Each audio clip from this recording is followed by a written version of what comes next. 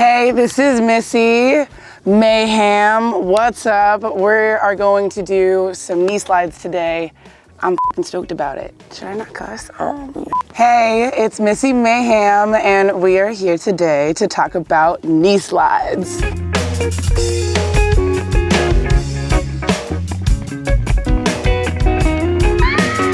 I'm so excited to teach this valuable lesson of knee slides. First and foremost, you gotta get your knee pads on correctly. We're gonna test out our knee pads, make sure they're on right, and we'll get right back to it.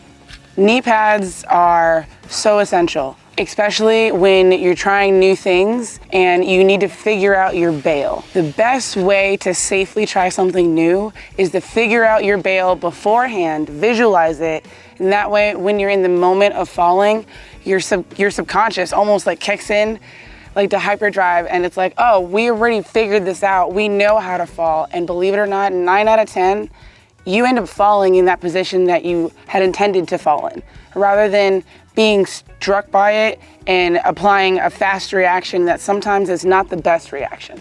Before we start any of that, we really gotta make sure that our knee pads are on correctly.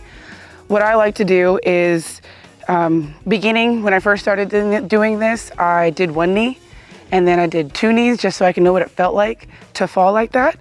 And this is what that looks like. So on one knee, you're just gonna lower yourself slowly to the ground into your stance so that you can feel your kneecap being applied to the ground and giving you that cushion that your knee pad has.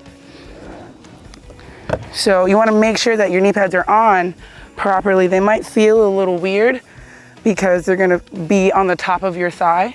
When you break in your knee pads, they'll be more malleable. So on a same 2 double knee drop, it's gonna look like this.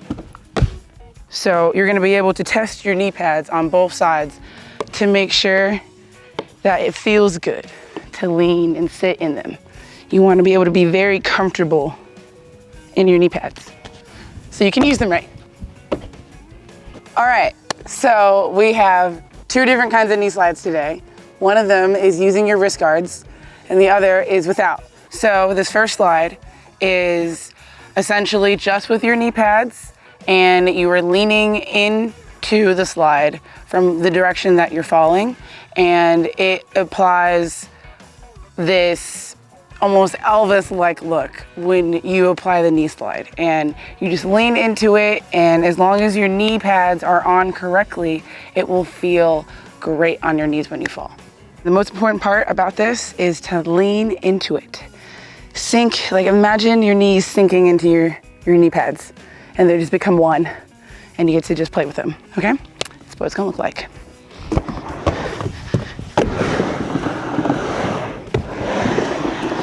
To get the speed that I need.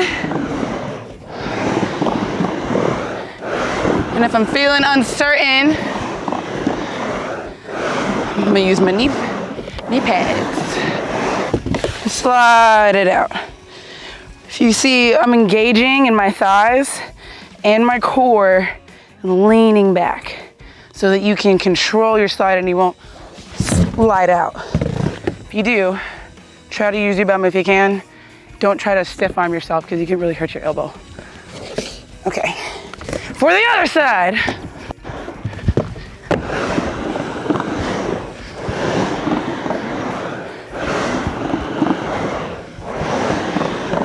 And bail. Do's and don'ts. Do lean into it. Do hold your core. Do not loosey-goosey it, because you're just gonna end up all over the floor and you could hurt yourself. And no one wants that, because this is to help you when you wanna bail. And always plan your bails. If you plan your bail before you try to do something new, I promise you, the learning process will be so much more nicer to you, and you will feel so good about it because you allowed yourself to do it at your own pace, and that's what matters. Okay, round 2. The second knee slide is with your hands. And I like to call this, because I don't really know if there's a name for it, but I'm gonna call it the kitty cat because I like cats and I feel like a kitty cat when I do it.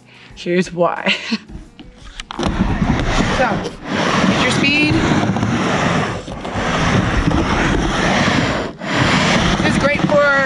getting friendly with the coping.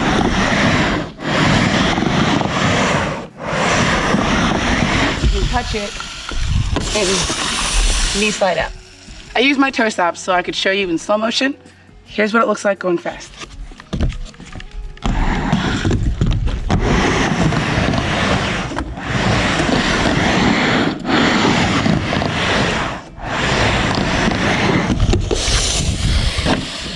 Sometimes you use your hands, sometimes you don't, but they're there to guide you so that you don't do anything else crazy that can throw you in a weird loop. Here's the other side.